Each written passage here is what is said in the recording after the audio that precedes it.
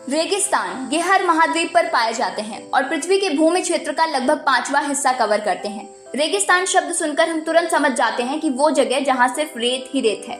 और विश्व में रेगिस्तान 5 प्रकार के पाए जाते हैं: उपोष्ण कटिबंधीय रेगिस्तान, आंतरिक रेगिस्तान, तटीय रेगिस्तान, वर्षा छाया रेगिस्तान और ध्रुवीय रेगिस्तान। इन सभी की अपनी अपनी विशेषताएं होती हैं। आज की इस वीडियो में हम ऐसी जगह के बारे में जानने वाले हैं जहां रेगिस्तान से समुद्र मिलता है। तो चलिए शुरू करते हैं।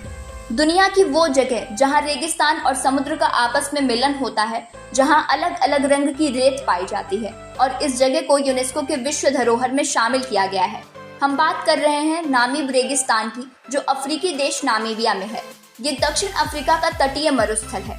आपको बता दें कि नामा शब्द से नामीब की उत्पत्ति मानी जाती है, जिसका मतलब है बहुत बड़ा स्थान। ये गर्म और शुष्क रेगिस्तान अंगोला, नामीबिया और दक्षिण अफ्रीका के अटलांटिक तट पर 2000 किलोमीटर में फैला है।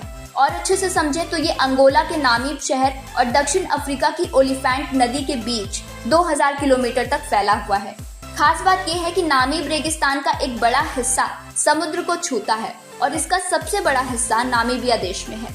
नामीब रेगिस्तान में बजरी के मैदान, रेत के टीले और बिखरे हुए पहाड़ हैं। यहाँ रेत के टीले 1000 फीट की ऊंचाई तक पहुँच सकते हैं। इसके अलावा भी नामीब में कई खास बातें हैं जिसे हम इस वीडियो के जरिए जानेंगे। नामीब रेगिस्तान पृथ्वी पर सबसे शुष्क स्थलों में से एक है। यहाँ बंजर पहाड़, रेत के टीले और बजरी के मैदानों के अलावा कुछ भी नहीं है। ऐसा माना जाता है कि नामीब रेगिस्तान 55 मिलियन वर्ष पुराना है, यानी कि ये दुनिया का सबसे पुराना रेगिस्तान है। यहाँ गर्मियों में तापमान अक्सर 45 डिग्री सेल्सियस तक पहुँच जाता है और रात का तापमान 0 से नीचे हो सकता है। देखा जाए तो नामीब रेगिस्तान मानव निवास के अनुकूल नहीं है, लेकिन शुतुरमुर्ग, हिरन और पक्षी जैसे कई जीवित प्राणी इस रेगिस्तान में निवास करते हैं। नामीब क्षेत्र के सोसुस्वलेई क्षेत्र के रेत के टीलों को तारा टीला भी कहा जाता है। सभी दिशाओं से आने वाली हवा के कारण रेत के टीले तारे जैसी आकृति में बन जाते हैं। इस पूरे रेगिस्तान में रेत का रंग अलग अलग होता है। जहां अंतर्देशीय की तरफ रेत गुलाबी रंग की दिखती है, वहीं समुद्र के पास ये बेहद ही सफेद नजर आती है। नामीब में तट के किनारे अक्सर घना कोहरा रहता है। कोहरा तब बनता है जब समुद्र से ठंडी हवा जमीन पर बहती है और यहाँ पानी की आपूर्ति भी कोहरे के माध्यम से होती है।